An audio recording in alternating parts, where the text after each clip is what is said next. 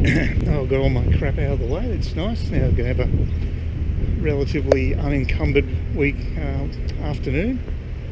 Yeah, I think I actually am quite surprised about with this particular election is that the boats haven't come into the equation. You know, people smuggling, how that would eventually rear its ugly head again with the Labor government, illegal immigrants into the country from the north.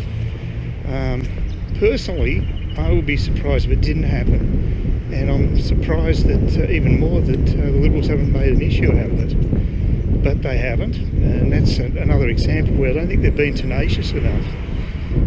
But mind you, Bill Shorten's sort of getting shaky himself because he's totally unaccountable when it comes to costings, and he's now even saying that just questioning his strategy is actually is something that's immoral, which is totally absurd. But that's how desperate he is, I guess, to basically not have to be accountable for any criticism. It's really bizarre. So as opposed to the previous campaign against Turnbull, where he had it pretty easy, he's finding that running an election campaign isn't as easy as he might have thought, and he actually is getting challenged, and that's good. I just hope that's sinking in with the Australian people. I know that Liberals may not be the most inspiring group to vote for, and I certainly didn't give them my first preference, but the alternative, for me anyway, I find quite frightening, because I think that the welfare of the country will be compromised. And you know, the Labor Party, and to a lesser extent the Liberals, are both listening to the Greens, and the Greens are a party that wants us to actually abolish all coal exports, which is one of our great income earners. We actually have just recently had surpluses on our current account with trade over the last few months, which is very good for Australia, because generally we're running a chronic deficit. So the actual figures externally are looking quite good at the moment, in spite of all the doom and gloom domestically, with house prices plummeting and you know, things not basically inflation flatlining, which is not what the Reserve Bank likes. They like to see a bit of life in the economy, but not too much that'll push it above 3% inflation. I mean, there is inflation, there's no doubt about it. Like, electricity prices are just going up and up and up, and there's an easy way to relieve that pressure is just by building a few coal-fired power stations. It's not that much to ask for, but they're basically taboo, as is uranium. They have the nuclear options just off the table. It's crazy.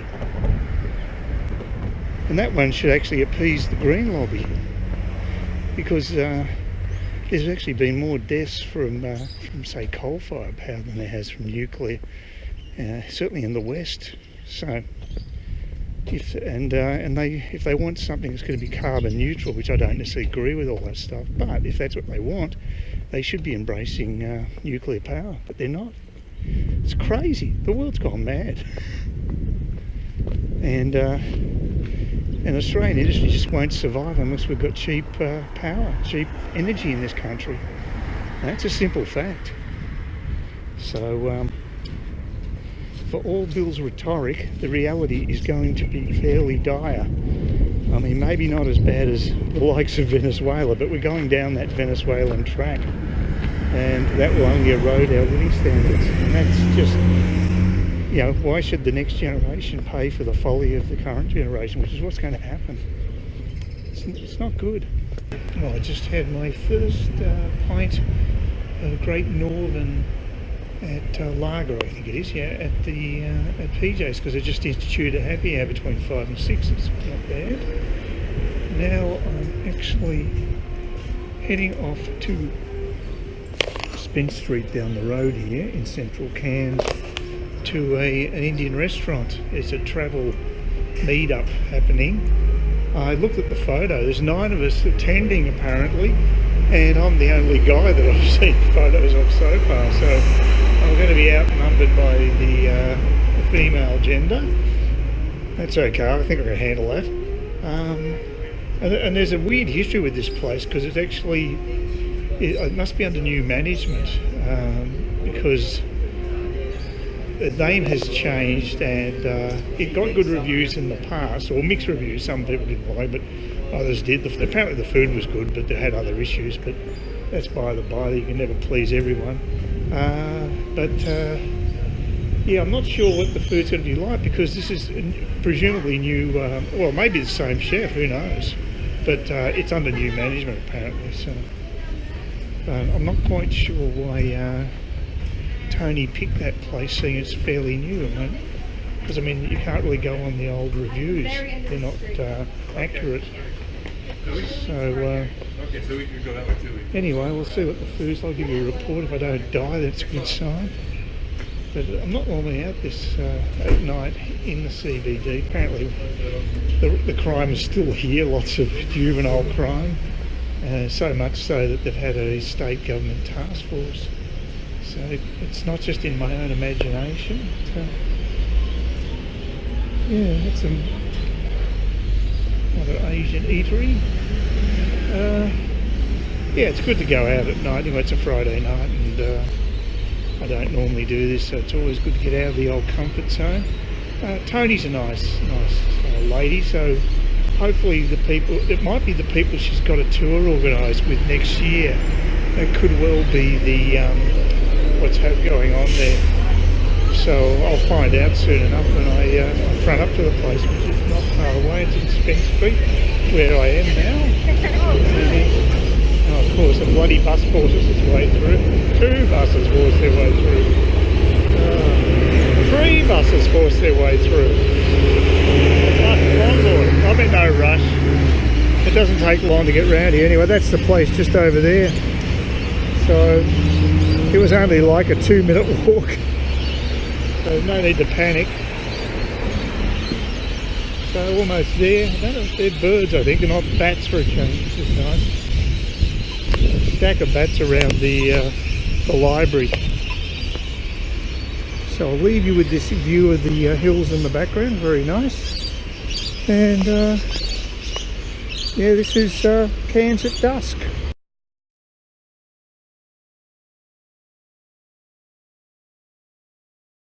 Yeah, no show for Tony at the tandoori oven, which has been renamed Cairns, which adds to the confusion. I don't know what's going on, but it appears as if it wasn't actually happening.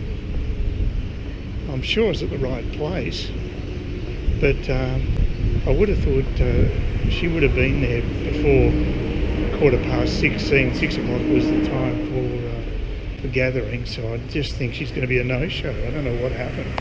Maybe she's emailed people, but unfortunately I can't get email on my mobile. I tried to get mobile data, it doesn't work on it, so there's a free mobile service again. That doesn't seem to work incommunicado right now, so I might just go to the a local takeaway joint down the road from me and get some fish and chips, which I haven't had for ages, so you know, that'll be different anyway. So it's good to get out, but no regrets. It's a shame I didn't catch up with her though, so I'd like to know what happened. I can't see it was any other place. I looked it up on Street View. I'm sure that was the place. So not good. Not good. She might have got tied up with work, but I wish she'd just sent an email or something, but maybe it just happened the last minute. But you think someone else would have turned up? No one else at all. Just I saw not one table had anybody sitting there, so it didn't look good.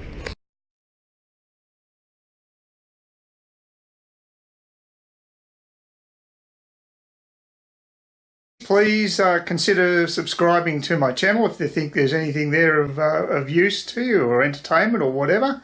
And either do that or give me a thumbs up, or if you're feeling really energetic, do both. That'd be great. But please don't ignore me. That's the worst thing you can do on YouTube, is be ignored.